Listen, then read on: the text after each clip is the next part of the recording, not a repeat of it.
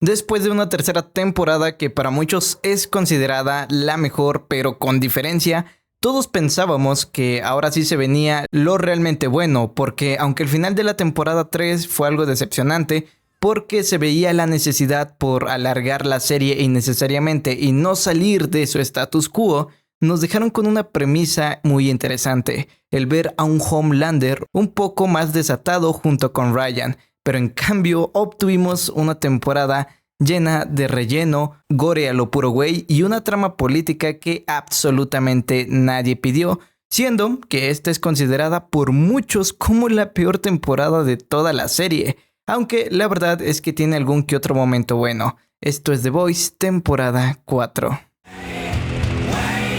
Les voy a hacer una confesión, mi locos, y es que esta es la primera vez que veo esta temporada con el nuevo doblaje, ya que cuando me enteré que lo cambiaron, me puse mis moños y vi la temporada completa en inglés, porque como ya se los he dicho en anteriores videos, yo soy una viuda del anterior doblaje. El capítulo comienza con los pibes infiltrándose como meseros a una conferencia de Victoria Newman, ya que se está postulando para, si no estoy mal, ser la presidente de los Estados Unidos. Lo que es un gran problema porque significaría tener a una super revientacabezas en el poder, por lo que su plan es mauriciarla con un ácido. En este mismo evento se encuentra Homelander junto con Ryan. Aquí iniciaría el declive del personaje en cuestión calidad, pues aunque sí se propone algo, bueno, digamos interesante, la verdad es que, ojo y super ojo, a opinión personal, las ideas no logran ser ejecutadas de la mejor manera. Miren, por si no lo recuerdan, se supone que para este punto ya deberíamos tener a un Homelander un poco más desatado o sin tantos límites, pues en el final de la temporada 3 se maurició a un tipo frente a todos sin consecuencia alguna, pues todo el mundo lo comenzó a aplaudir. Además, de igual manera, se supone que Ryan iba a comenzar a corromperse, pues se dejó implícito que al ver que podía hacer lo que quisiera sin represalias, pues se terminaría convirtiendo en una versión mini de su papá. Bueno, pues como que sí lo quieren medio tratar, pero no de la forma esperada. Ojo, tampoco es que yo quisiera que Homelander acabara con todo aquel que se le cruzara, pero sí verlo, mira, un poco más violento. El conflicto de Homelander en esta temporada es que ha comenzado a envejecer, lo que le causa una preocupación enorme, pues se da cuenta que aún siendo el súper más poderoso del mundo, sigue envejeciendo como un humano común y corriente. Ryan se encuentra nervioso por estar en un evento con muchísima gente, pero su padre lo tranquiliza diciéndole que no se debe sentir así por estar frente a insectos. Aquí tiene una plática con Victoria Newman, por lo que para hablar de forma privada, Homelander manda a su hijo con la hija de Victoria. Algo que de verdad voy a extrañar muchísimo son los chistes de mal gusto de Homelander. Pero no vuelvan embarazados.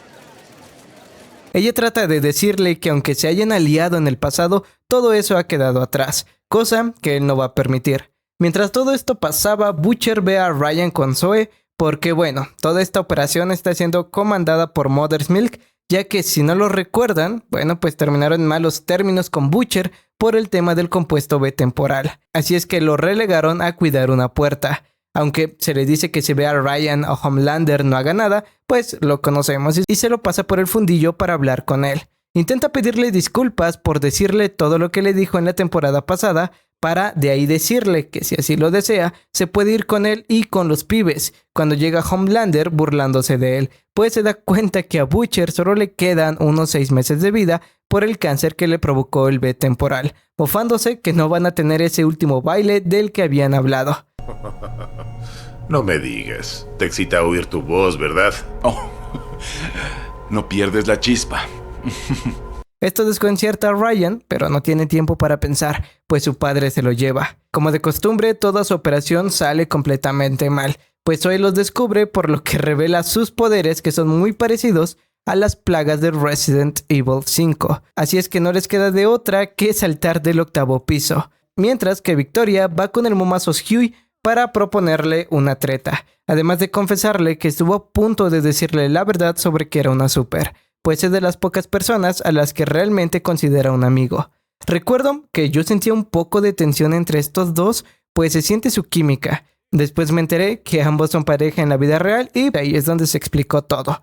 Pero Butcher intentaría mauriciarla de una forma que hasta ella se burla. Victoria Newman haciendo referencia al declive de la serie.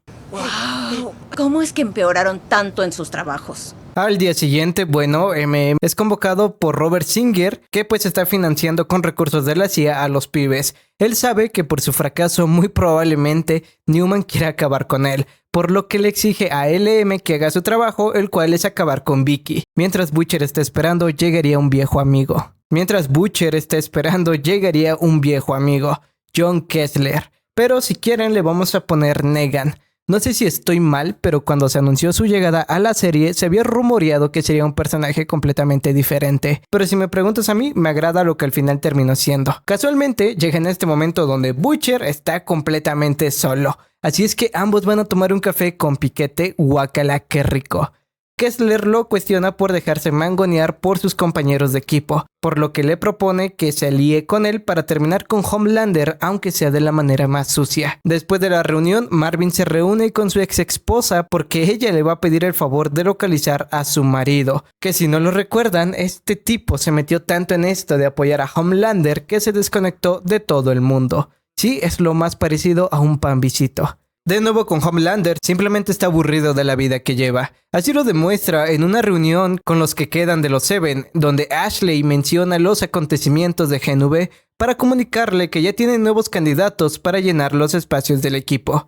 Ashley menciona a uno de los prospectos para después decir que ese ni de pedo es buena opción, cosa en la que coincide Deep, pero Homelander dice que se le agrada, por lo que rápidamente tanto Ashley como Deep cambian de parecer. Esto hace enojar a John, pues está cansado de estar con personas que solo le dan la razón sin dudarlo. Es por esto que le encanta la rivalidad que tiene con Butcher, pues es de los pocos que no tienen miedo de encararlo. Entonces, harto de esto, le pide a Deep una cosa rica de cojones. Chúpaselo a A-Train. Ahora por el lado de los pibes comienza una trama que se considera de relleno y para muchas personas es insufrible, pero si te soy sincero a mí me gusta mucho y es la trama del papá de Huey. Bueno, el señor llama a su hijo, pero este como de costumbre le cuelga la llamada. Ahorita seguimos con eso porque durante esta misma noche Butcher tiene una reunión con Victoria Newman que se me hace curioso que hayan usado el mismo lugar que fue usado en la serie de GNV. Aquí hacen un trato en donde consiste en que ella lo va a ayudar a conseguir un virus el cual es capaz de terminar con todas las personas con compuesto B. Este virus originalmente fue desarrollado en la Universidad de Godolkin con una tasa de efectividad relativamente alta en la mayoría de Super. Realmente esta es la trama principal del spin-off de GNV, pero a grandes rasgos pues es esto. El problema con el patógeno es que en este momento no es lo suficientemente poderoso como para mauriciar a Homelander. Así es que su trato es que Victoria lo ayuda con el virus y él elimina todas las pruebas que el mamazos Huey tiene en contra de ella. Al día siguiente, el Petit Huey recibe un mensaje de voz. Resulta que su padre ha sido hospitalizado por un derrame cerebral. Así es que al llegar al hospital, lo encuentra postrado en una cama completamente dormido.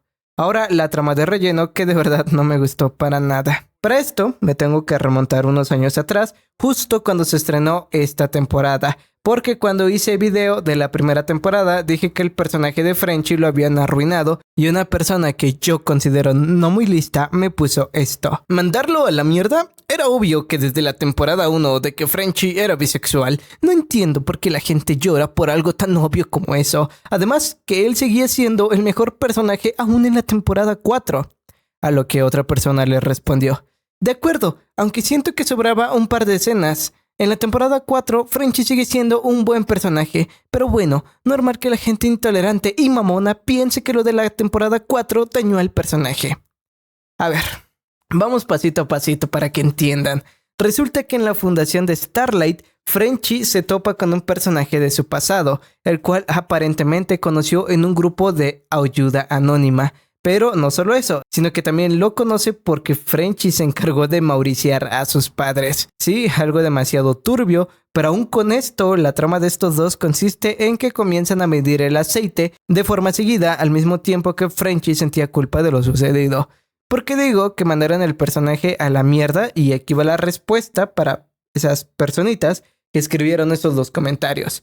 Bueno, porque desde la primera temporada nos vienen construyendo la relación entre Kimiko y Frenchie, llegando a su punto máximo en la temporada 3, donde Kimiko pierde sus poderes porque pues recordemos que los veía como una maldición, pero por cosas que pasan en esta temporada, pues se dio cuenta que sus poderes eran una gran herramienta para proteger a la gente que ama. Y en esta cuarta temporada, huevos, quitan todo eso, se olvidan de todo eso para poner a un personaje completamente random que literalmente no lo mencionaron ni por asomo en ninguna de las temporadas pasadas. Además de a un Frenchie totalmente evasivo con Kimiko y a una Kimiko jugando ay, solo te veo como amigo. ¿Y en qué resulta? Bueno, pues que Frenchie le dice la verdad a este tipo y él, a ver, con toda la razón del mundo, le dice que no lo quiere volver a ver en la vida. A lo que Frenchie se entrega a las autoridades para en los 2 capítulos siguientes lo saquen como si nada. ¿Y qué cambió? Nada. Puedes quitar estas escenas de la temporada y no va a cambiar absolutamente nada. ¿En algún momento mencioné que mi queja es que el personaje sea bi? No, en lo absoluto. Incluso tú puedes ir a ver el video original de la temporada 1 que hice hace prácticamente 2 años y te darás cuenta que en ningún momento digo que es porque el personaje sea bi. Sé que hay personas que realmente sí se indignaron con esto, pero vaya, algo en lo que tenía razón el comentario es que esto se ve desde la primera temporada. Mi queja es el desperdicio de tiempo que al final no llega a nada, porque les voy a ser sincero, no hay nada que me importe menos en un personaje que su orientación sexual. Lo he dicho muchas veces en este canal, cada quien puede hacer con su vida lo que quiera. Bien, ahora sí aclarado eso, podemos seguir con el video. Sobra decir que ya no mencionaré esta trama, al menos que sea completamente necesario. Ahora la presentación al peor personaje de estas 2 últimas temporadas, Sister Sage. Homelander va en su búsqueda a modo de incógnito porque le hizo ruido que sea la persona más inteligente del mundo, pues para reclutarla. Durante la noche, Huey va al cuartel en donde se encuentra con Butcher, quien le desea lo mejor a su padre. Y aunque pareciera que este es un momento emotivo, en donde William deja a un lado su faceta de piedra para darle consuelo a su amigo, la verdad es que lo hizo con el único propósito de darle un abrazo para quitarle una USB con la información que quería Newman. Al día siguiente, LM consigue localizar al ex de su esposa. Resulta que Sister Sage lo contactó a él y a otros 2 güeyes por ser los mayores fanáticos de Homelander. Él se presenta ante ellos solo para decirles que se siente agradecido por su sacrificio. Así es que le da la orden a Deep, Noctámbulo y a Adrian de mauriciarlos a golpes a los 3. Sé que debería sentirme mal con esta escena, pero la verdad es que no, pues este tipo siempre se me hizo nefasto. Esto fue con un solo propósito y es causar violencia entre ambos bandos, porque justo ese día es el juicio de vengador por la mauriciada al tipo que le lanzó una botella a Ryan, en el cual, a ver, para no hacerles el cuento largo, resulta inocente. Sister Sage provoca un disturbio y en medio de toda la confusión son colocados los cuerpos del esposo de Monique y de los otros 2 tipos. Esto para echarle la culpa a los Starlighters. Finalmente tenemos a Huey cuidando a su papá, prometiéndole que si sale de esta se va a sentar con él para hablar todo lo que él quiera, cuando aparece su madre. Por el lado de Butcher, está a punto de enviarle las pruebas a Newman, pero es detenido por una alucinación de Becca, por lo que le envía una foto chistosa a Victoria. La relación del momazos Huey con su madre es complicada, pues Huey con toda la razón del mundo le guarda resentimiento por haberlo abandonado cuando tenía 6 años, por lo que está en constante negativa respecto a su apoyo. Lo que el Petit Huey no sabía es que su madre ya tenía comunicación con su padre desde hace prácticamente 2 años. Incluso este le dejó un poder notarial. Ya con los pibes, Butcher les confiesa que está a nada de irse con San Pedro. Esto le da igual a LM, pues lo corre del equipo. Aunque en su defensa, realmente le dijo lo que ya todos pensaban, pues el único que aún quería a Butcher con ellos era el Petit Huey. Ya cuando se va, hablan sobre lo sucedido en el mitin, en donde llegan a la conclusión que todo fue orquestado por Sister Sage. Así es que a partir de este momento la tendrían en su mira. Lo primero es dirigirse a un hotel en donde ella hizo una reservación. En este lugar, bueno, se realiza una convención para las personas que creen en teorías conspirativas. Aquí se presentará Firecracker, una super con poderes de aventar chispitas. Que mira, para no hacerte el cuento largo, Sister Sage la recluta porque es buena hablándole a las masas. Sí, recorto mucho este momento porque la verdad es que, además de eso que les acabo de decir, solo sirve para poner escenas bizarras de un super que es el simp de Firecracker y que se pajea con ella haciendo un 100 pies humano, porque este güey tiene el poder de duplicarse. Si has visto la película del 100 pies humano, sabes de qué estoy hablando, para al final ser mauriciado por los pibes. Lo que me gusta, por ejemplo, de esta escena de combate es que los muchachos se vieron totalmente superados, pero llegaría Butcher para salvarlos de la forma más épica posible. Vaya, hasta Frenchy se alegra. Él distrae al pajín para que sus amigos corran, pero ahora quien estaría contra las cuerdas sería a él, pero su equipo no lo iba a abandonar, terminando con el pajín. Mientras tanto, el Petty Huey junto con Annie espían a Adrien en el lugar en donde se reúne con sus sobrinos para hablar de sus hazañas como un súper, cuando en eso llega su hermano en silla de ruedas, la cual es un recordatorio de lo que es ser un daño colateral. Es un recordatorio de que su familia ha sufrido el mismo daño que él ha causado en innumerables veces. Su hermano llega para regañar a sus hijos, pues no quiere que tengan relación alguna con su tío. Para él no es más que un mentiroso que en su vida ha salvado a alguien de verdad. Cosa que le queda resonando a Adrien, pues es verdad, la mayoría de sus rescates o hazañas fueron armadas por Boat, tal y como el primer rescate de Ryan. Más tarde, Annie y Huey van a su base en donde se encuentran con el mismo Adrien y como de costumbre Starlight quiere intimidar con sus ojos, pero a ver, simplemente no lo consigue. Sin embargo, Sam Wilson no viene con intenciones hostiles, al contrario les da las pruebas sobre lo que sucedió con los cuerpos que fueron sembrados en señal de agradecimiento por no exponerlo frente a su familia. Ahora bien, si no estoy mal, no he hablado de Ryan. Bueno, su padre ya lo está preparando para ser una estrella igual que él, solo que al mismo tiempo no soporta la idea de llegar a ser opacado por su propio hijo. Porque cuando están ensayando su primer rescate, escucha cómo los directores hablan sobre que Ryan es el futuro del cine, por lo que cuando llega el día del rescate, el cual se transmitirá en vivo, Homelander aparece, cosa que no estaba en el libreto, lo que descoloca a Ryan y por accidente mauricea al actor, causando una gran culpa en él. Durante la noche, Homelander trata de consolarlo diciéndole esto. No puedes andar sintiéndote mal por lo que eres, por unas cosas rotas. ¿Qué importa? Estás destinado a mucho más. ¿Entiendes? Fuiste elegido, jovencito. Tarde o temprano, lo aceptarás. Esta escena me gusta porque deja en claro que Homelander sí busca el bienestar de Ryan, solo que su idea de lo que significa proteger a un hijo está completamente distorsionada. Si escuchas únicamente sus palabras, hasta podrían parecer un buen consejo. Decirle a un hijo que no debe avergonzarse de quién es o recordarle que tiene un gran futuro podría ser un mensaje bastante positivo. Incluso sería una conversación muy emotiva si Ryan estuviera triste porque perdió, no sé, un partido, hizo una mala audición o cometió un error cualquiera. Pero ese no es el caso. Ryan acaba de mauriciar a una persona y está destrozado por lo que hizo. Esa culpa es una reacción completamente humana. Lo preocupante es que Homelander interpreta ese sentimiento como un obstáculo del que debe deshacerse. En su forma de ver el mundo, la vida de una persona vale muy poco si se compara con el destino de alguien como ellos. Aunque, ojo, y esto no es para justificar al personaje ni para blanquearlo, solamente es para entender cómo es que funciona Homelander, porque realmente cree que está ayudando a su hijo. No intenta hacerle daño de una forma consciente, piensa que lo está preparando para el mundo. Después de todo lo que vivió, llegó a la conclusión que sentir culpa, empatía o apego solo vuelve débiles a las personas. Por eso quiere que Ryan deje atrás esas emociones cuanto antes.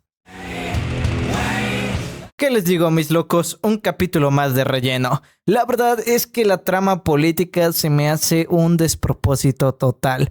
Por lo que, si les parece bien, vámonos bien tendos. Homelander presenta a las nuevas integrantes del equipo, Firecracker y Sister Sage, mientras que Butcher junto con Negan planean atraer a Ryan para dormirlo y llevarlo con Mallory. Sin embargo, existe un conflicto, pues Negan quiere que lo entrenen para vencer a Homelander, mientras que Butcher solo quiere que el niño esté a salvo, por lo que contacta a Ryan utilizando un juego parodia de Mortal Kombat, pero de los Seven. No sé, creo que estaría bueno un juego de los pibes. Lo más cercano que tenemos es a Homelander en Mortal Kombat 1. Entonces lo cita para verlo en su casa, a lo que Ryan accede, pues después de todo aún le guarda algo de cariño. Ya cuando están juntos hablan de si Butcher tiene miedo de morir, a lo que él responde que ya se hizo a la idea, para después pasar a jugar futbolito. De nuevo tienen una plática en donde ambos se abren. Ryan le confiesa lo mal que se siente por el actor que murió.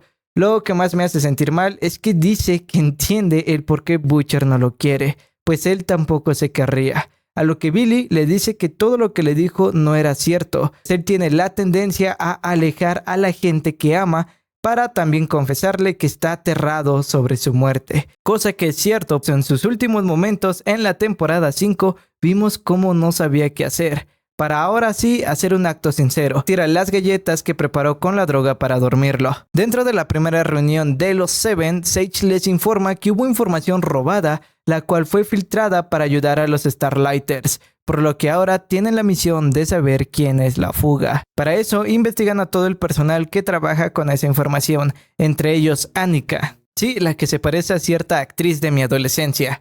Ella admite que sí tuvo contacto con Starlight y pues vaya. Ayuda para rastrear. F por Annika, quien nos acompañó desde la primera temporada. Mientras esto pasaba, Starlight fue a la Torre 7 para hablar con Firecracker sobre por qué la odia, y pues para no hacerles el cuento largo, es porque cuando eran niñas, la hipócrita de Starlight inventó chismes sobre ella y pues es algo que Firecracker nunca superó. Ahora una de las escenas que más son criticadas por dos razones, porque resume lo que ha sido The Boys desde siempre, pero sobre todo en las dos últimas temporadas, el plot armor a lo güey y el gore a lo güey también, porque mientras en las primeras temporadas el gore era relativamente justificado por la naturaleza de la escena o del momento, bueno, aquí nomás es para generar impacto. Resulta que hay un espectáculo de los Seven sobre hielo en donde antes de Newman se reúne con Homelander.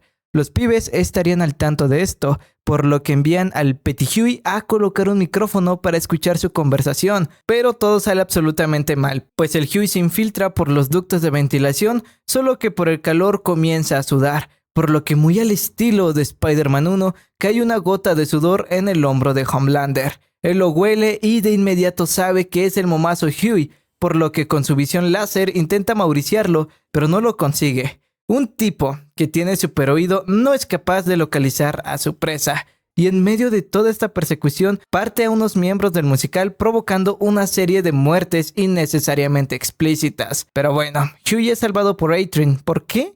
Bueno, simplemente es alguien que ya está del lado de los buenos, además que es Fecha que se sigue sintiendo en deuda con él, por lo que no lo delata y simplemente se va. Ya durante la noche, el momazo Huey va al hospital para ver a su padre. Aquí habla con su madre sobre por qué lo abandonó, y ella le confiesa que fue porque tuvo depresión posparto. Nunca se recuperó de esta y un día simplemente se fue. Ella intentó llamar para saber de su hijo, pero su padre no se lo permitió, así es que simplemente se dio por vencida.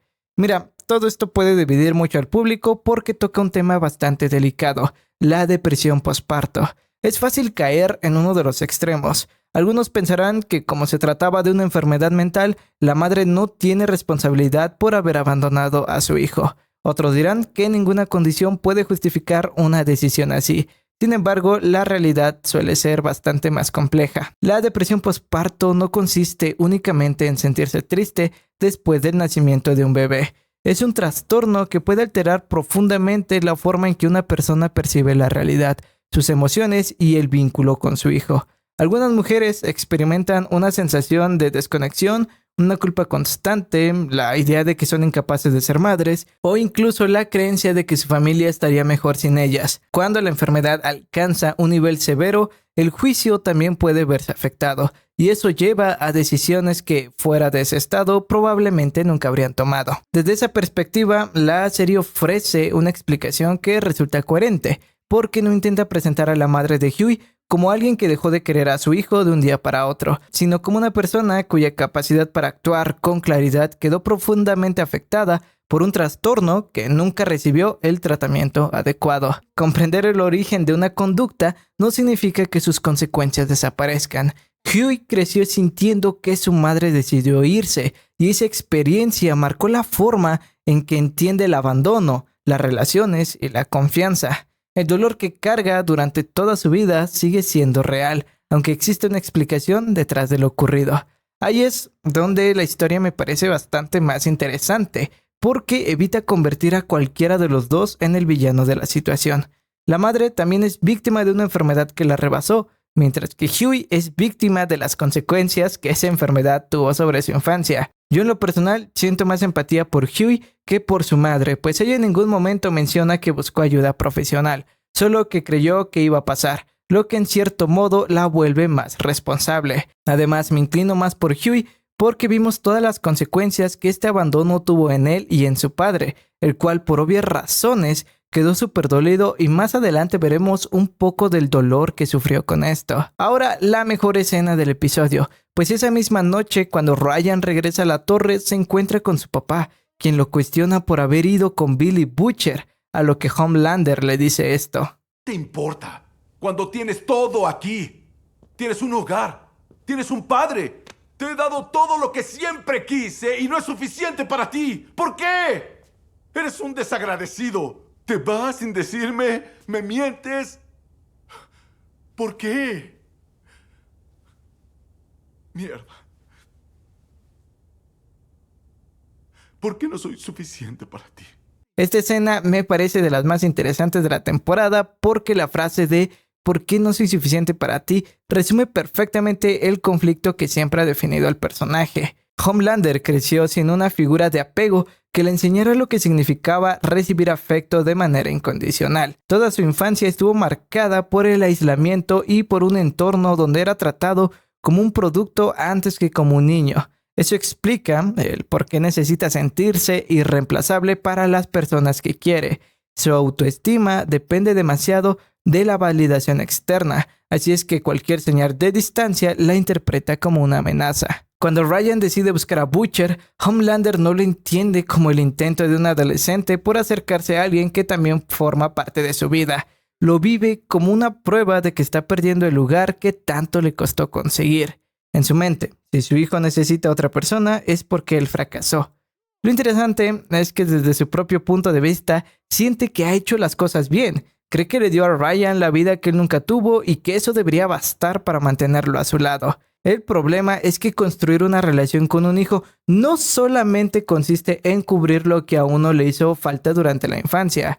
Esto es bastante importante, pero no es lo único que un niño necesita, porque Ryan tiene que descubrir por sí mismo quién es, relacionarse con otras personas y formar sus propios vínculos. Eso no significa que quiera menos a su padre o a Homelander. Aquí es cuando hay que entender que una relación sana permite que exista espacio para otras personas sin que eso se viva como una traición.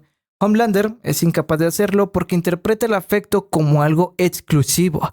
Si Ryan se acerca a Butcher, siente que automáticamente se está alejando de él. Esa forma de pensar tiene mucho sentido cuando se entiende el tipo de infancia que vivió. También llama la atención que durante toda la conversación nunca intenta averiguar qué llevó a Ryan a tomar esa decisión.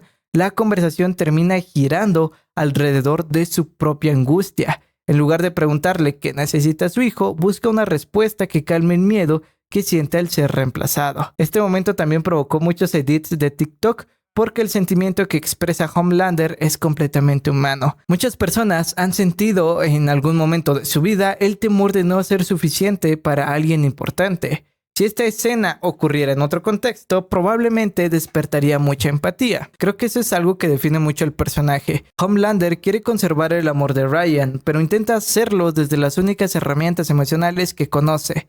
Como nunca aprendió a construir un vínculo basado en la confianza, recurre al control, a la culpa y a la necesidad de sentirse indispensable. Esto lo lleva a un colapso en donde vemos cómo ya no solo tiene a otra personalidad, sino a varias, y para resolver sus conflictos de infancia, o al menos intentarlo, tiene que volver a donde todo comenzó. Ahora el mejor capítulo de la temporada. No sé, güey, considero que si la temporada se hubiera enfocado más en esta faceta personal de Homelander y de los demás personajes para un buen preámbulo de la temporada final, otra cosa hubiera sido el desenlace. Pero no, se tenían que perder en la trama política. Ya saben, primero la trama menos importante y de ahí, bueno, lo que de verdad nos importa. Nuestro Petit Huey está enojado porque el hospital le ha retirado la sonda de alimentación a su padre, lo que en unos días provocará su fallecimiento, cosa con la que él no está de acuerdo, pues aún tiene la esperanza de que éste despierte. Así es que se le ocurre una genial idea, el compuesto B. De este modo se reúne con A-Train para pedirle una dosis. Él claramente le decía, tú ya te estás mamando por pedirme algo así. Pero al final acepta porque Huey le confesó que es para su padre, pues está muriendo. Además de que si hace eso, por fin estarán a mano. Por cierto, en esta misma escena, Huey va con Kimiko para cazar a los de la mafia que la secuestraron hace muchos años. La verdad es que ya ni me acuerdo de su nombre. Menciono esto porque se me hace una tontería que tenían al momazo Huey bien apuntado, pero fallaron el tiro. O sea, ni siquiera fue porque se agacharan, directamente fallaron el tiro. Bueno, aquí iniciaría una persecución, pero nada que trascienda, a decir verdad. Por el lado de la trama política, bueno, lanzan un programa conducido por Firecracker en donde se dedicará a tirarle popis a Estrella, por lo que con ayuda de Butcher intentarán detenerla. Aunque antes de todo esto, Billy le pide un gran favor a LM, y es que si algo le llega a pasar, que se haga cargo de Ryan, pues es el mejor padre que puede imaginar. En fin, amenazan a Firecracker con liberar una foto como prueba de que se andaba cenando a un menor de edad. Así es, resulta que ella es pedo. Sin embargo, no se deja amedrentar y ella misma publica la foto para salir al aire a decir que se siente arrepentida por lo sucedido. Y como es una mujer blanca hegemónica, pues no tiene mayor consecuencia. Y para acabarla de chingar, revela que Starlight tuvo un aborto. Así es, ¿en qué momento? Bueno, supongo que entre la temporada 3 a la 4. Esto provoca un gran enojo en ella, por lo que pierde los estribos y se madrea a Firecracker en televisión nacional, provocando que pierda cada vez más la aprobación del público. Lo sobresaliente de este asunto es que Butcher se infiltra al remolque de Ezequiel. Sí, ese que todo lo reza y lo gay endereza. Claramente no se lo iba a tomar a bien, así es que ataca a Butcher, pero como si de la serie de Moon Knight se tratara, no sabemos lo que pasa hasta que Butcher despierta con todo el remolque lleno de sangre y partes de Ezequiel. Finalmente, A-Train le otorga la muestra del B a Huey, aunque da por hecho que ni con esto el momazos lo ha perdonado. Pero no, en efecto, nuestro Petit Huey le dice que ya están a mano. Lo que para A-Train es valioso porque le ha quitado una carga de su conciencia. Billy estaba espiándolos. De este modo confronta a Huey diciéndole que es una mamada lo que planea hacer, pues él ya lo intentó para curar su cáncer y lo único que hizo fue acelerar el proceso. Esto de cierto modo lo hace reflexionar porque al final decidió no inyectárselo, pero quien lo hizo fue su madre y al parecer tuvo resultado. Bien, ahora sí, la trama por la que venimos todos. Como les dije hace unos minutos, Homelander tiene que volver a donde todo comenzó. Me gusta cómo empieza todo, pues la gente del laboratorio detecta que algo se aproxima, además de que la señal de sus cámaras se perdió junto con la línea del teléfono. Algo viene bajando en el elevador. Todos están a la expectativa, pero resulta ser Homelander. Tal vez, si esta fuera una fiesta infantil, todos se sentirían aliviados, pero esto no es así, ya que estamos en el lugar donde él creció y donde prácticamente su vida fue arruinada. Sí, este es el lugar en donde era visto y monitoreado por todos los científicos e investigadores. Fue en este lugar donde su única compañía era una cobija. Él llegó con un pastel. Marty lo llama por su nombre de John y rápidamente lo corrige, pues para él ese nombre no existe, porque es Homelander. Aunque parece que no viene con intenciones hostiles, ya que invita a todos a que coman del pastel. Sin embargo, la gente que ya lo conoce sabe que están en total peligro, y eso lo transmiten con su cara. Después de un rato, realmente comenzaría lo aterrador, pues invita a Frank a jugar a aventar un papel al cesto de basura. El primero de 3 ganará. Y si lo consigue, se irá antes a ver a su familia. ¿La razón? Bueno, Homelander aprendió ese juego porque mientras él estaba en un horno, siendo quemado vivo para ver la resistencia de su piel, Frank solo estaba en su escritorio jugando a encestar el papel, mientras subía cada vez más la intensidad del calor. Claro, Frank no se acuerda para nada de esto, y Homelander le revela que tuvo pesadillas con esos momentos, mientras que Frank ni siquiera lo recuerda. Por lo que dice esta frase. Es curioso, ¿no crees? Cómo la gente puede tener un recuerdo tan diferente de la misma cosa.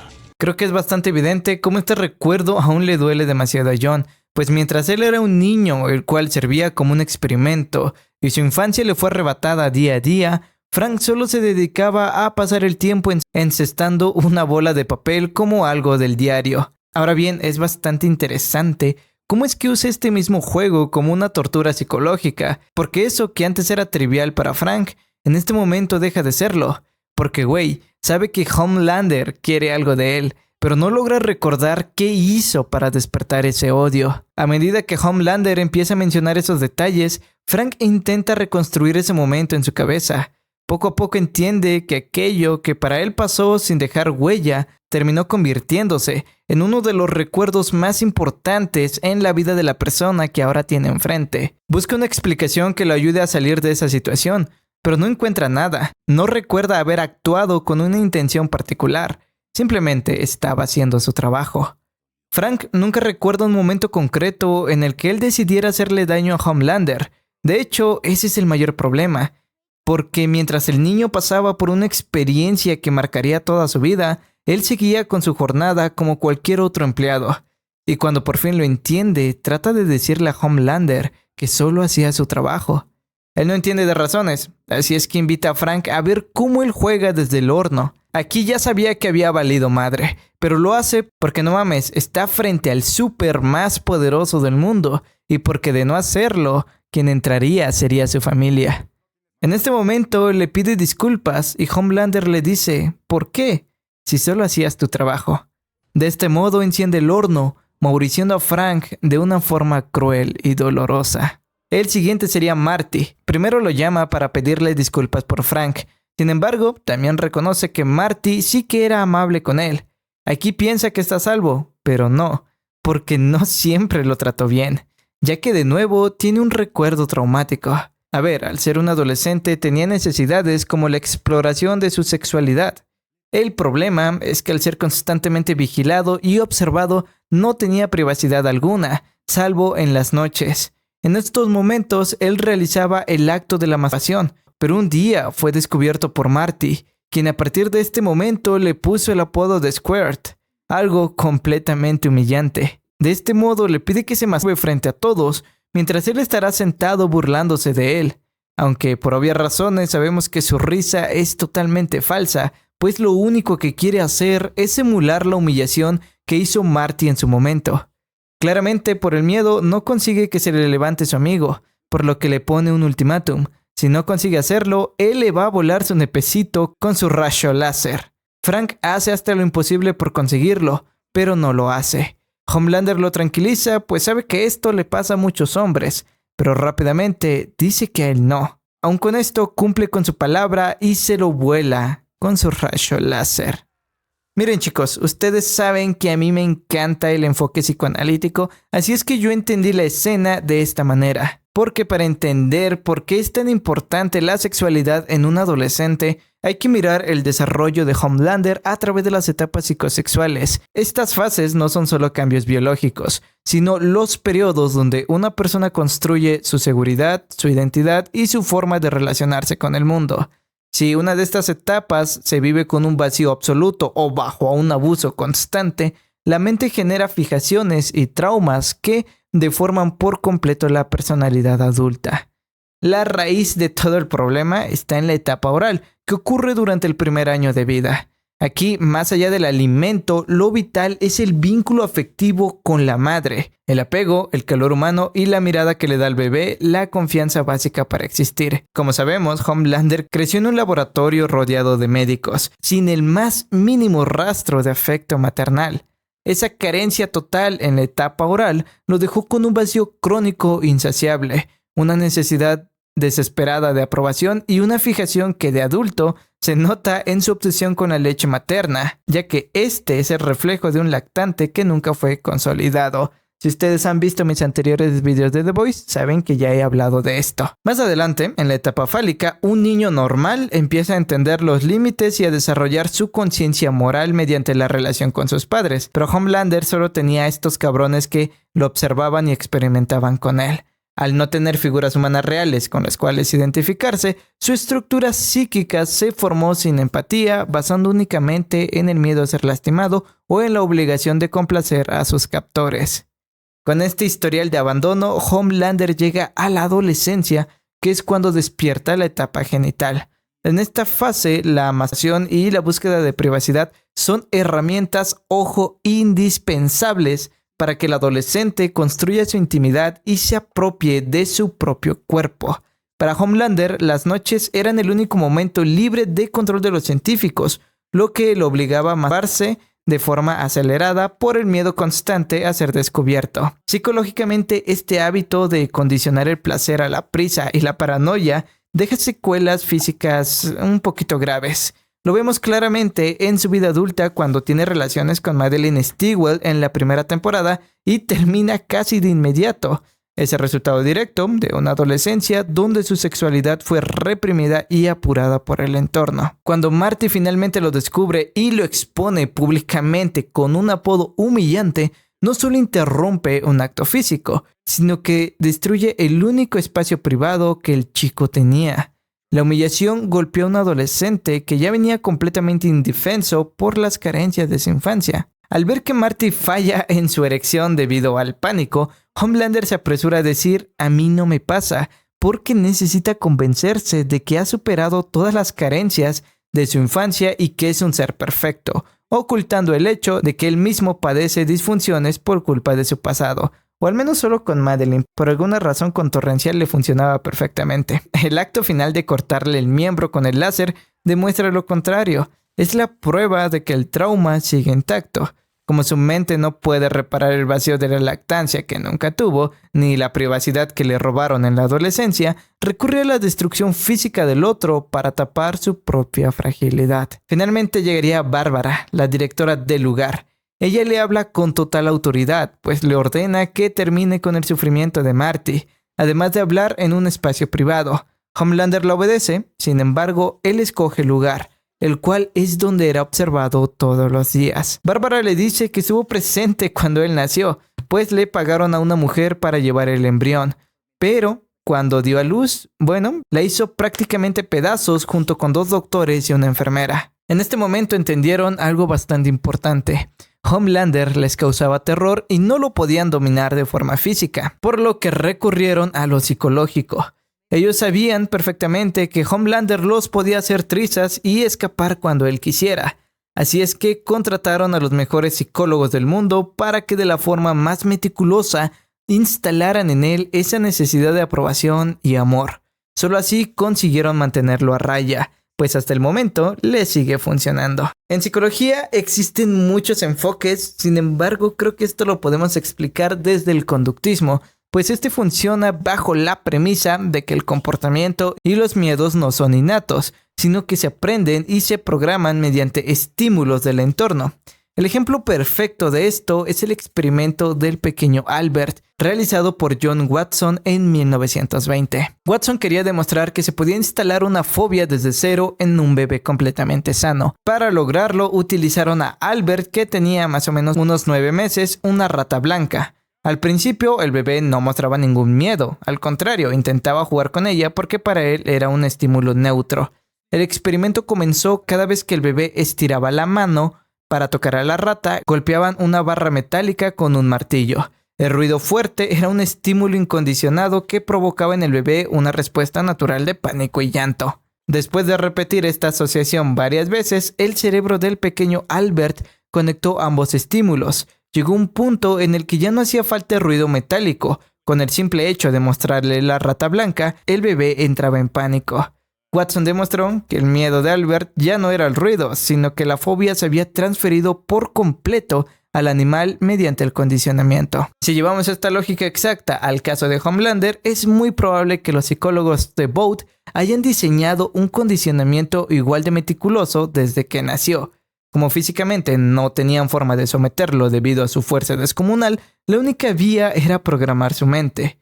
Pudieron haber tomado algo que a Homelander le causara un terror natural de bebé, como el aislamiento total, la oscuridad o el silencio absoluto, y asociarlo sistemáticamente a cualquier intento de rebelión, agresión o desobediencia. Pero mira, esto ya es pura suposición mía.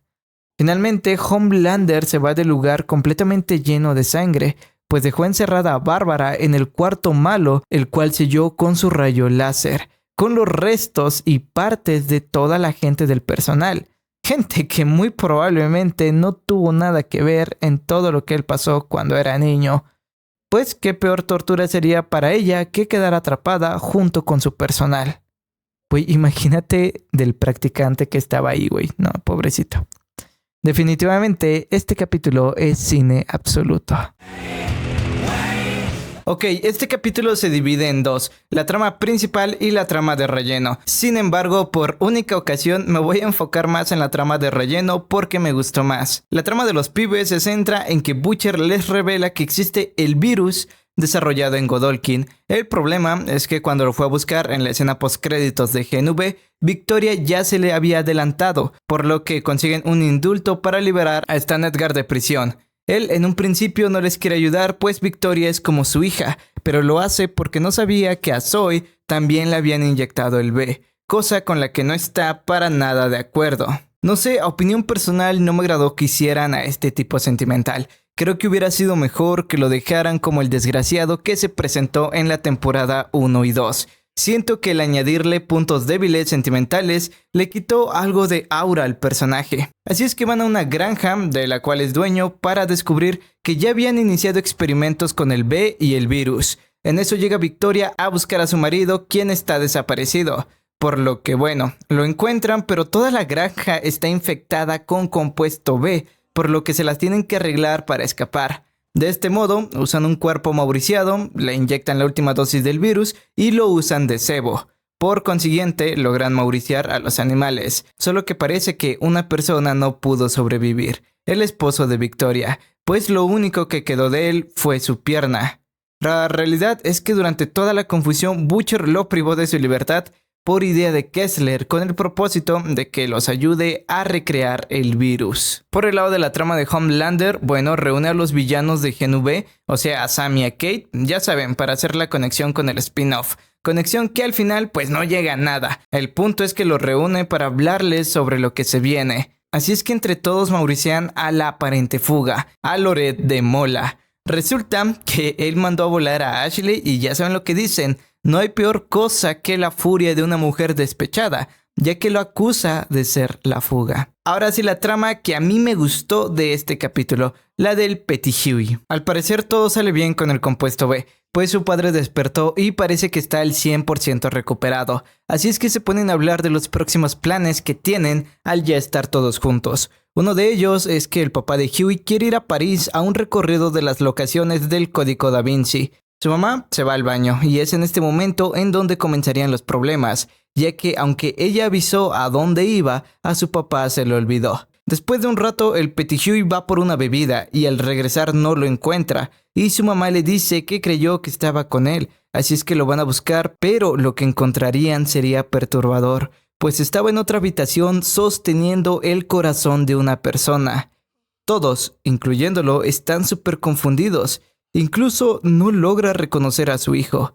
En eso llega una enfermera, quien se asusta por la escena. Esto provoca que el señor salga corriendo revelando sus poderes, pues tiene la capacidad de atravesar las cosas. Güey, no puedo evitar sentirme muy mal por él, pues imagina su punto de vista. Está en un hospital sin saber por qué y tiene poderes los cuales no sabe controlar. Huey trata de tranquilizarlo, pero su padre dice que se tiene que ir, ya que tiene que recoger a su hijo para después ir por una figura de su super favorito. Su esposa interfiere y él, claro, la reconoce, por lo que entre lágrimas le reclama el cómo lo abandonó y lo trató como nada, además de arruinarle la vida a él y a su hijo, de manera que del enojo se acerca a ella con intenciones hostiles. Llega un policía, pero parece que ya aprendió a controlar sus poderes, ya que también le arranca el corazón, de modo que no les queda de otra que huir. Este momento me parece fundamental para entender al padre de Huey. Nunca tuve la impresión de que fuera una mala persona o de que, estando en pleno uso de sus facultades, hubiera querido mauriciar a su ex esposa. Tengo la fiel creencia que el compuesto B, combinado con el deterioro de su estado mental, hace que un resentimiento que llevaba años enterrado salga de golpe. El abandono de Daphne nunca dejó de dolerle, simplemente aprendió a vivir con esa herida sin enfrentarla realmente. Si observamos su historia a lo largo de la serie, resulta más fácil comprender por qué terminó convirtiéndose en un padre tan sobreprotector. Después de que su esposa los abandonara, toda su vida empezó a girar alrededor de Huey. Desde su perspectiva, mantener a Huey fuera de peligro era la única forma de evitar que ambos volvieran a sufrir. Eso también explica la personalidad con la que se nos presenta al inicio de la serie, ya que es un hombre que evita las confrontaciones y prefiere mantenerse al margen antes que arriesgarse a empeorar una situación, ya que su única solución ante el mayor de los conflictos era sentarse a ver televisión junto con su hijo. Esto nos hace creer que puede parecer alguien débil, pero después nos damos cuenta que una cosa es evitar el conflicto y otra muy diferente es abandonar a quienes aman, porque en la primera temporada cuando Adrian llega a su casa y Hughie le pide que se vaya, él se niega. Sabe que no puede hacer nada contra un súper, pero aún así decide quedarse porque no piensa dejar solo a su hijo. Lo interesante es que realmente la serie nunca intenta presentar la sobreprotección como algo bueno. Aunque nacía de un deseo genuino de cuidar a Hughie, terminó influyendo en la forma en la que él veía el mundo. Durante gran parte de la historia, Hughie duda de sí mismo, evita tomar la iniciativa y necesita que alguien más dé el primer paso. No es que su padre quisiera convertirlo en una persona insegura, pero criar desde el miedo suele transmitir ese mismo miedo, incluso cuando la intención es proteger. Otro punto importante es que en esta escena tiene una regresión al momento en que Hughie tenía apenas 11 años, lo que nos sirve para ver que, a pesar de estar atravesado por uno de los momentos más difíciles de su vida, trató que Hughie no lo sintiera tan así. Personalmente considero que eso habla muy bien del personaje, porque es fácil juzgarlo por la protección que ejerció sobre Hughie, pero pocas veces se reconoce el esfuerzo que implicó sacar adelante a su hijo mientras él mismo también intentaba reconstruirse emocionalmente. Aunque nunca logró superar del todo el abandono de Daphne, hizo todo lo que estuvo a su alcance para que Hughie creciera sintiéndose querido y acompañado. Su padre logra encontrarlos en una habitación llena de medicamentos. Tiene todas las intenciones de hacerle daño a su esposa, por lo que Hughie se interpone y le hace ver que sí es su hijo, pues le recuerda que sí compraron su figura de acción, para la cual, a pesar de haber ahorrado durante semanas, aún le faltaba $8 y su padre se los dio. Finalmente le dice que Tek Knight nunca fue su mayor héroe, sino su padre. Gracias a esto es que entra en razón, así es que tranquilamente Hughie puede preparar una mezcla de medicamentos para que su padre se pueda ir en paz, ya que no quiere terminar como Jar Jar. Este era un perrito que tuvo Hughie en su infancia, el cual se enfermó de gravedad, pero como el momazos Hughie desde siempre ha sido una persona aferrada a todo lo que ama, no lo quiso dormir hasta que el perro prácticamente explotó internamente. Es por esto que su padre le dio un poder notarial a su ex esposa, pues aunque ama a su hijo, no quería terminar como ese perrito, muerto en vida. Sin embargo, con esto Hughie aprende la lección, pues si su padre continúa con vida, muy probablemente sea arrestado por las mauriciadas que provocó y constantemente estaría confundido por las consecuencias cognitivas del derrame cerebral. Es por esto que la decisión más humana es que fallezca de forma pacífica. Cuando le inyecta su menjurje, se va diciendo que le gustaría ir a París por el recorrido del Código Da Vinci, para finalmente dejar este mundo. Bien, existe el dicho de valora lo que tienes antes de perderlo, ya que a partir de los sucesos de la primera temporada, Hughie claramente se tuvo que distanciar de su padre. Aun con esto, entre los sucesos de la segunda y tercera temporada, tuvo un momento relativamente estable trabajando con el gobierno. Sin embargo, se nos da a entender que no visitaba a su padre. Incluso en esta temporada le rechaza todas las llamadas, cuando lo único que él quería era hablar con su hijo sobre su libro favorito o su programa de televisión favorito, cosa que para Hughie en este momento era una pérdida de tiempo. Sin embargo, en cuanto tiene el derrame cerebral y con nulas posibilidades de sobrevivir, ahora sí quiere pasar el mayor tiempo posible a su lado. Ya saben que a mí me gusta relacionar algunas escenas con la vida real. Lo recuerdo porque con el paso de los años uno empieza a vivir con la idea de que siempre habrá tiempo para volver a ver a ciertas personas. Una llamada puede esperar, una visita también. Los días pasan y esa distancia se vuelve en parte de la rutina. Eso fue pasando entre Hughie y su padre. Mientras uno estaba ocupado intentando sacar adelante su vida, el otro solo buscaba compartir un rato con él, hablar de un libro, comentar un programa de televisión o cualquier cosa que le permitiera sentirse cerca. Eran momentos sencillos que parecían poder dejarse para después. Y es que la vida termina cambiando las prioridades de golpe. Cuando aparece la posibilidad de perder a alguien, esos minutos que antes parecían insignificantes se convierten en lo único que importa. Ahí es cuando uno entiende que el tiempo compartido nunca fue algo pequeño. Simplemente dejó de valorarlo porque estaba acostumbrado a tenerlo. Creo que esa es la razón por la que esta trama conecta con tanta gente. Casi todos tenemos a alguien al que llevamos diciendo luego le marco o cuando tengo un espacio voy a verlo. Y si me permites decirte algo, espectador, no hace falta que exista una mala relación para que eso ocurra. Basta con que la rutina ocupe cada vez más espacio y cuando finalmente encontramos el tiempo, a veces descubrimos que el tiempo ya tomó la decisión por nosotros. Recuerdo que cuando vi este capítulo en su estreno, se me hizo uno de los mejores para lo paupérrima que estaba haciendo la serie. Pero verlo de nuevo, realmente no sucede nada relevante hasta los últimos 20 minutos. Los pibes se enteran que va a haber una reunión de la gente más poderosa en la mansión de Tech Knight, que vendría a ser la parodia de Batman. Así es que su plan es infiltrarse a esta fiesta para ver qué pedo. Así es que van con Wet Weaver, la parodia de Spider-Man, quien tiene un pase para la fiesta, solo que es un tipo que se la pasa dopado con estupefacientes varios. Le quitan el traje durmiéndolo y Huey se lo pone para hacerse pasar por él. Así lo hace, pero como de costumbre las cosas salen mal, pues Tech Knight se lo lleva a su cueva, la cual, a diferencia del Caballero de la Noche, bueno, esta está repleta de juguetes y artefactos para darse placer. O sea, es un masoquista, pues.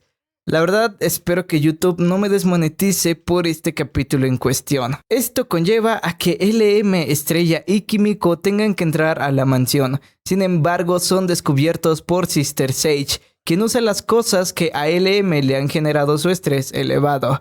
LM no se anda con tonterías y le pone un tiro en la mema. Esto ya es demasiado para él, pues ahora es un problema más, lo que hace que sufra un colapso. Más adelante le dirán que es un ataque de pánico, pero según yo fue más una crisis por el estrés acumulado. Pero bueno, el punto es que Kimiko le pide ayuda a A-Train para llevarlo al hospital.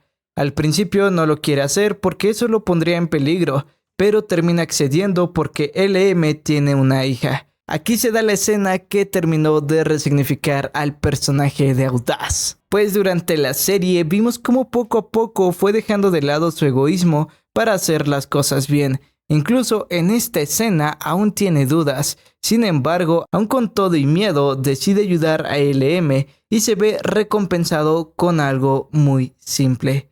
Un niño en el hospital lo reconoce y lo mira con la ilusión de un niño que ve a su superhéroe en acción. Pero bueno, después de que Huey es sometido a cosas de índole masoquista en contra de su voluntad, pues hace lo posible por mantener al personaje, aunque es descubierto por Tech Knight. Esto le cae de perlas ya que le conviene entregarlo a Homelander, pero antes de eso está aburrido de siempre inseminar los mismos hoyos, por lo que le va a hacer uno nuevo a Huey para... Ustedes ya saben, si vieron Gen B, saben que este tipo tiene una afición malsana a todo lo que tenga agujeros. Afortunadamente, llegarían los pibes a salvar al momazos Huey. Mientras todo esto sucedía, la fiesta arriba prácticamente ha terminado y solo queda el 1% del 1%, porque Homelander tiene la intención de proponerles llevar a cabo la quinta enmienda. Mira, la verdad es que no sé mucho de política, mucho menos de la de Estados Unidos. Lo único que sé es que esta consiste en que van a quitar a Robert Singer para que Victoria Newman adopte el cargo, con el propósito de por fin tener a los super a cargo. Homelander quiere que Sage explique todo el plan para convencer a los políticos, pero al estar en modo pendeja por el tiro que le metió LM, pues Homelander no le queda de otra que explicar el plan. Mierda, lo voy a hacer yo. Y todos sabemos que no es precisamente la persona más inteligente, por lo que Victoria tiene que hablar para auxiliarlo. Ahora bien, ¿qué tiene que ver Tech Knight con todo esto? Bueno, pues los pibes le quieren sacar la información haciéndole daño físico, solo que recordemos que es una persona masoquista. Es lo que hace que disfrute esto. Con lo que no contaba es que su esclavo se liberaría y le daría la solución a los pibes, sus cuentas bancarias. Acceden a estas y comienzan a hacer múltiples donaciones a fundaciones benéficas. Gracias a esto es que habla. Resulta que Sage le propuso un trato, el cual consiste en que él les prestará sus penitenciarias, de las cuales es dueño, para meter ahí a todos los retractores de Homelander. Sí, muy al estilo de los campos de concentración. Finalmente es mauriciado por su propio mayordomo, porque una cosa es ser un fetichista de los hoyos, pero es muy diferente a crear campos de concentración. El capítulo finaliza con dos cosas que siempre se me han hecho super XD. Firecracker va con Homelander para ofrecerse, pero no de forma sexual, sino maternal, pues después de una mezcla de medicamentos logró lactar, lo que para Homelander, pues bueno, ya sabemos su cosa con la leche materna. O sea, mira cómo le cambia la cara al desgraciado. Lo otro es que Kessler le propone a Butcher realizar un genocidio para acabar con todos los super de una vez por todas, cosa con la que no está de acuerdo, ya que su único objetivo es Homelander. La alucinación de Becca trata de convencer a su esposo que no la haga, pero Kessler la interrumpe. Así es, este personaje nunca estuvo realmente presente. No es más que otra alucinación provocada por el cáncer del B. ¿Tú la ves? Revelación que era más que cantadísima, pero hey, la escena se valora por los memazos. Otro capítulo en su mayoría aburrido. Annie se enoja con Huey por guardar su traje de Starlight, pues no lo quiere ni ver. Menciona este detalle para más adelante. Como de costumbre, el capítulo se divide en varias tramas. La primera es que Butcher les confiesa al equipo que en realidad tenía el esposo de Victoria Newman cautivo trabajando en más dosis del virus, además de haber liberado a Frenchie para brindarle el apoyo, ya que ese virus podría provocar una pandemia en los super. De ese modo, Kimiko y Frenchie van con ese güey, mientras que Butcher y los demás, menos LM, van a investigar al tipo que va a ser el encargado de mauriciar a Robert Singer. Porque sí, el plan es mauriciarlo para que Victoria asuma el cargo. La razón del por qué no va LM es que está harto de todo. Debido a ello, es que de nuevo pone a cargo a Butcher.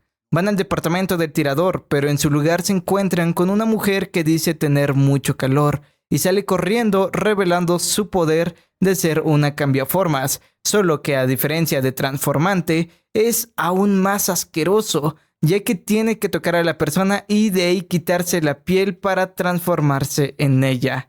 Sobra decir que no puedo poner esas escenas en este video. A-Train confronta a LM porque prácticamente se ha arriesgado demasiado por influencia de él para que ahora este mismo tipo se quiera ir así como si nada. Además, le agradece porque por él es que pudo sentir lo que es un rescate de verdad y el reconocimiento por ello, ya que antes todos los rescates habían sido planeados y orquestados por Vought, pero ahora por primera vez pudo sentir lo que es ser un héroe de verdad.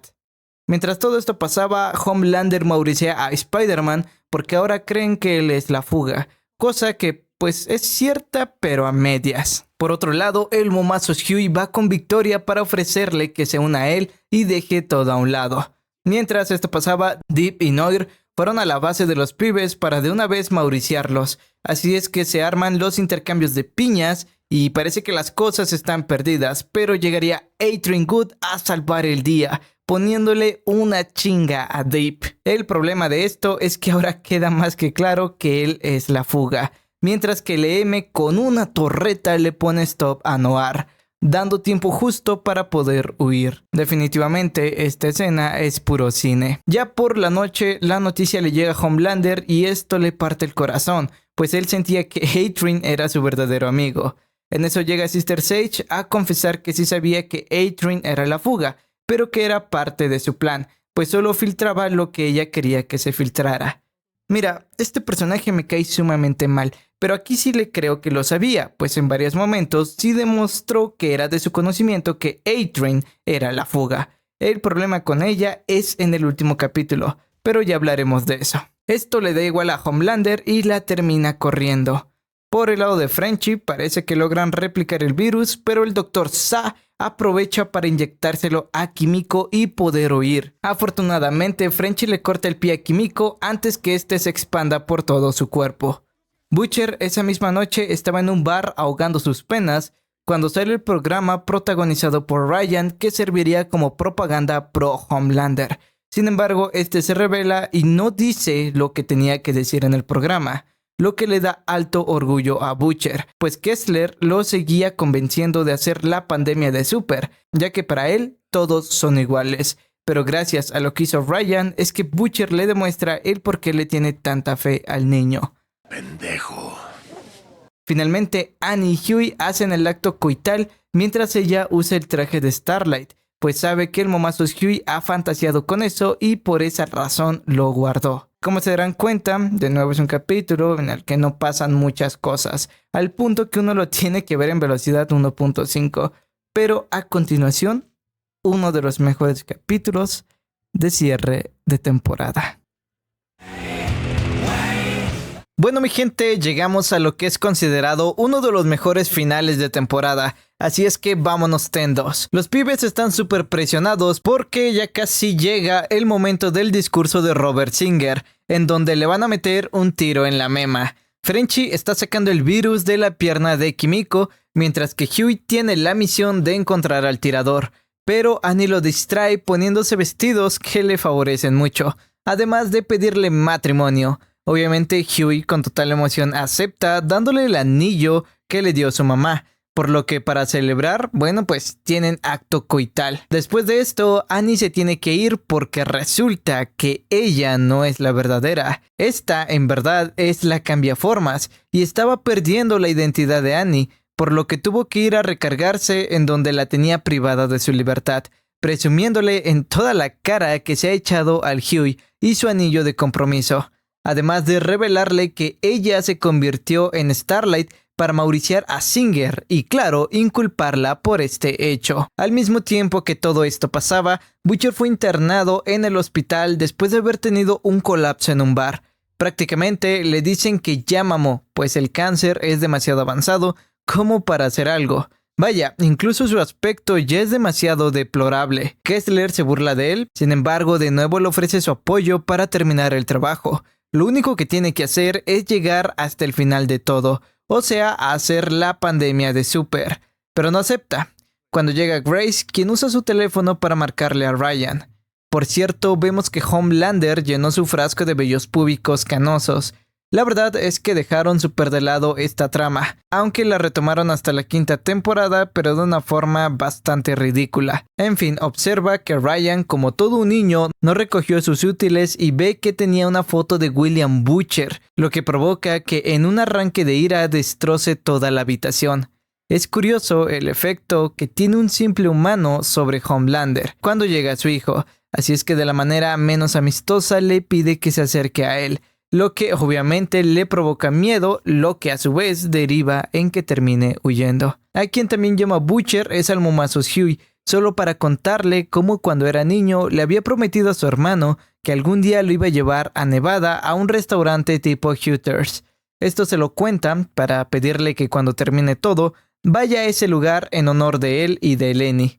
Otra cosa que le pide es que le mande sus más sinceras disculpas a los pibes. Homelander está a punto de salir en televisión nacional junto con Victoria Newman cuando se da este pedazo de memazo. De nuevo se le chispa un tornillo y termina exponiendo a Victoria como una super, al atacarla con su rayo láser quedando completamente ilesa. Ella lo confronta, pero él le dice que es momento de que ellos creen sus propias reglas. Pero para eso también tiene que acabar con la mayoría de gente perteneciente a su empresa. Mira, todo esto de la trama política la verdad es que me da alta hueva. Lo que deben saber es que esta revelación favoreció incluso a Newman, lo que significa que los pibes tienen cada vez más presión, lo que conlleva a que como Frenchy no ha terminado de sacar el virus de la pierna de Kimiko, quieran usar todas las pruebas que tienen en su contra. Pruebas que fueron totalmente borradas por la cambiaformas, lo que ocasiona que ahora tengan que defender en lugar de atacar, escondiendo a Singer en un búnker para que no lo mauricien. Por el lado de Butcher, bueno, Ryan asiste al llamado en donde Grace se alegra mucho de verlo, pues si recordamos, ella fungió un papel de abuela amorosa para el nene. Kessler trata de advertirle a Butcher que es mala idea que Ryan esté en ese lugar, pues a pesar de todo sigue siendo un super hijo de Homelander. El propósito de traerlo a este lugar es llevárselo o en el peor de los casos encerrarlo, pues se supone que esa habitación es a prueba de super fuertes como él. Pero antes que las cosas se vayan a la popis, Butcher juega juegos de mesa con él, hasta que Grace se desespera y de chingadazo le suelta toda la verdad de su padre y de la basura de persona que es. Incluso le revela que tomó a su madre por la fuerza. Le pide que se vaya con ellos, pero es tanta información para Ryan que cuando su tía Grace intenta detenerlo, la empuja con demasiada fuerza, rompiéndole el cuello. Ok, tengo que aceptar que la mauriciada de este personaje sí que me dolió, porque es alguien que conocemos desde la primera temporada. Además, se me hace demasiado triste que su deceso haya sido provocado por alguien a quien amaba, pues este niño fue su nueva esperanza después de lo que le había sucedido a sus nietos. Lo peor del asunto es que parece que a Ryan no le importó en absoluto lo que hizo, pues se fue como si nada. Mira, Butcher y Grace constantemente se andaban tirando caca entre ellos, pero aún así se tenían algo de cariño. Lo vemos porque Butcher está al borde del llanto cuando ve el cuerpo de su amiga. Kessler no le dice nada, pero le lanza una mirada como diciéndole, te lo dije. Mientras tanto, en la Torre 7, Homelander manda a su equipo mauriciar a todas las personas que tengan información que pueda ser perjudicial para ellos, incluyendo a Ashley, por lo que toma medidas desesperadas y se inyecta a sí misma el B que estaba en la habitación de Homelander. Ahora tengo una queja, y es que antes de ejecutar todo esto, Homelander les explica que cuando Newman asume el cargo, obviamente va a haber disturbios de todo tipo, por lo que va a reunir a todos los super del mundo para proteger el Pentágono, la Casa Blanca, en fin, para usarlos como una protección. Pero en la quinta temporada se pasa todo esto por el fundillo y a sabiendas que los pibes iban a ir por él, su única protección fue un güey gritón. ¿Qué te digo, mi hermano? Vendida de humo de tamaño monumental. Ya en el búnker, LM les da la instrucción de estar todos atentos, pues la cambiaformas ya podría estar entre ellos. Aquí es cuando Huey se da cuenta del engaño, ya que Annie dice que tiene calor y que es como un horno ahí adentro. Misma frase que dijo la cambiaformas del departamento, por lo que se lo dice a LM de una manera disimulada, pero como este tipo no puede calmar su ansiedad, la cambiaformas se da cuenta de lo tenso que está y se arma el intercambio de piñas, en donde obvio todos son mauriciados menos los personajes principales y Robert Singer. Kimiko logra detenerla momentáneamente, pero quien termina de mauriciarla es Annie, quien a duras penas se pudo escapar de donde estaba cautiva. Esto significa que el plan de mauriciar a Singer ha fracasado, cosa que preocupa a Victoria, por lo que llama a Homelander para reclamarle, pero él le dice que cierre el papoy, pues el plan sigue en pie y si intenta escapar va a causarle mucho sufrimiento a Zoe aplicándole la de mi tío en Zacatecas. O sea, enviarle a Victoria partes de su hija. Por el lado de los pibes, van a su nueva base y Frenchie les da la noticia que ya tiene una dosis del virus. Las cosas estarían en paz por unos momentos, menos para el momazos Huey, porque Annie le reclama el hecho que le haya pedido matrimonio a la cambiaformas, además de haber mantenido relaciones con ella, mandándolo a hacerse una prueba de infecciones de este tipo. Creo que debe ser caso de estudio cómo hicieron de Annie un personaje detestable, porque en la primera temporada vimos a una chica que fue víctima de abuso y que se tuvo que quedar callada para mantenerse en el puesto que tanto le costó conseguir, cosa con la que creo que todos empatizamos. En cambio, ahora tenemos a una Annie que le echa la culpa a Huey por lo que sucedió con la cambiaformas, cuando esto también puede ser considerado abuso sexual, ya que Huey no sabía que se trataba de una cambiaformas. Es interesante cómo el director trata de forma paupérrima los dos abusos que sufrió Huey en esta temporada. El primero por parte de Tek Knight y el segundo en esta escena. Pero le dio un chingo de foco a Annie, que ojo, no tiene nada de malo que haya visibilizado la violencia que sufren las mujeres en el trabajo. Pero al hacer esto con Huey es que nos demuestra que él mismo es parte del problema, ya que muchos hombres no denuncian la violencia porque pueden llegar a ser minimizados y no darles la importancia que se merece. No te digo que el nuevo arco de Huey de la quinta temporada girara en torno a esto, pero que su mayor figura de apoyo no haga otra cosa que reclamarle es inverosímil. Lo dicho, a opinión personal, Eric Kripke es parte del problema. En fin, Shui recibe una llamada de Victoria para ahora sí pedirle ayuda, aceptando su trato de huir, por lo que se reúnen y Shui la lleva con el equipo para hacer el trato. Ellos la esconden y ella los ayudará a terminar con Boat, cuando empezaría el verdadero cine. Butcher llega con un aspecto completamente recuperado a decir que no hay nada de tratos. Shui trata de convencerlo usando a Lenny como su mayor recurso, pero Butcher lo aparta. Procede a revelar sus poderes, los cuales son unos tentáculos provocados por el cáncer del B. Hace a todos a un lado, incluyendo al guardaespaldas de Victoria y a su hija. Los deja inconscientes porque su propósito no era mauriciarlos, pero con Vicky sería todo lo contrario, ya que la inmoviliza además de cubrirle sus ojos, pues su poder funciona por medio de la vista, para con sus tentáculos partirla por la mitad. Las chicas quieren atacarlo, pero Huey las detiene, pues sabe que sería totalmente inútil. Frenchy lo amenaza con dispararle la dosis del virus que tenía por si Newman hacía un movimiento en falso, pero no lo hace. En cambio deja que Butcher se lo quite, pues realmente nunca lo dejó de ver como su líder. Muchos dicen que esto es un desperdicio de personaje por Victoria, ya que tenía mucho que dar para la última temporada, con lo cual estoy medianamente de acuerdo, pero al estar súper rota hubiera facilitado muchas cosas, por lo que a mí me gusta que hayan decidido mauriciarla, pues nos adelantaban a un Butcher que ahora no se iba a andar con mamadas. Adelanto que la neta no sirvió de nada porque Butcher siguió siendo el mismo de siempre en la siguiente temporada, pero eso no quita el impacto que nos dejó esta escena y te voy a ser sincero mi loco, disfruté el cómo la mauriciaron. Es más, me hubiera gustado que le dieran más sufrimiento a la desgraciada. La noticia de su fallecimiento se da al público. Homelander no hace otra cosa más que llorar porque todo le ha salido mal. Cuando llega la castrosa de Sage a decir que todo esto era parte de su plan, solo que tuvo algunos contratiempos. Mira, no me voy a detener mucho en decir el por qué este personaje es molesto. Solo es porque para todo lo que dice, es que todo era parte de mi plan. Como que todo el plan del tirador fuera descartado y que Victoria fuera mauriciada. Se siente el guionazo tan cabrón. Y es que, mira, ok, cuando dice que sabía que Adrian era la fuga, te lo creo completamente. Porque en varias escenas podíamos ver que así era. Incluso cuando maurician a Loret de Mola, se le queda viendo audaz para ver su reacción.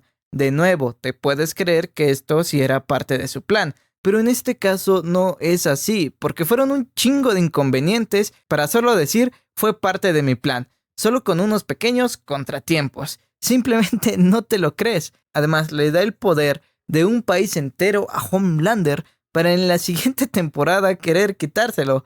Simplemente un personaje sumamente mal construido. En fin, Robert Singer es arrestado por mandar a mauriciar a Newman. A Homelander le llega una llamada con la que iniciaría el cine por 2, pues comienza a sonar la canción de Nirvana de Güey, agarraron tu play. Esta escena es tan impactante porque el presidente da el anuncio que cientos de Super van a reportar directamente con Homelander. En eso, Vengador lo interrumpe, lo que de manera discreta nos muestra que está por encima del presidente. Y mientras él da un discurso en el que dice que se pondrá a cazar a todos los Starlighters porque son un peligro a la sociedad, ya que les echó la culpa por la baja de Newman, vemos a los pibes tomando diversos caminos, pues ahora sí ya todo se fue a la popis y no les queda de otra que vivir huyendo, pero ahora separados. Me gusta que afirma que va a encontrar a los Starlighters, pero sabemos que en realidad se refiere a los pibes. Firecracker anuncia que el propósito de esto es construir un país en donde los niños puedan dormir tranquilos, mientras que vemos que Zoe fue enviada al mismo orfanato en donde creció su madre, lugar que no trata precisamente bien a los niños como ella. Todos los pibes son emboscados. Huey y Annie son atrapados por 11. Sin embargo, Annie logra escapar haciendo un vuelo que quién sabe por qué chingados no lo volvimos a ver. LM es capturado por su mayor rival, el Super, con una super salchicha, haciendo más grande la rivalidad que se gestó desde la temporada 2. Finalmente, mi detención favorita. Frenchy es controlado por Kate para que la siga. No lo culpo, la verdad. mientras que Kimiko es sostenida por un Sam de Gen V con una mirada completamente fría. Kimiko trata de liberarse golpeándolo, pero no le hizo ni cosquillas, cosa que nos haría decir, no mames, llamen a Dios. Porque para que Kimiko no le pueda hacer nada es que estamos ante un super, pero de aquellos, güey. Si viste Gen V, sabes que Sam sí que es bastante fuerte antes que lo nerfearan en la segunda temporada. Pero eso ya es otro tema. Es en este momento en donde Kimiko dice su primera palabra en la serie. Como les dije en el video de la segunda temporada, un hecho traumático le quitó el habla y del mismo modo, el ver cómo capturaban al amor de su vida se la regresó. Para al final ver a un Butcher que se dejó consumir por su lado más oscuro.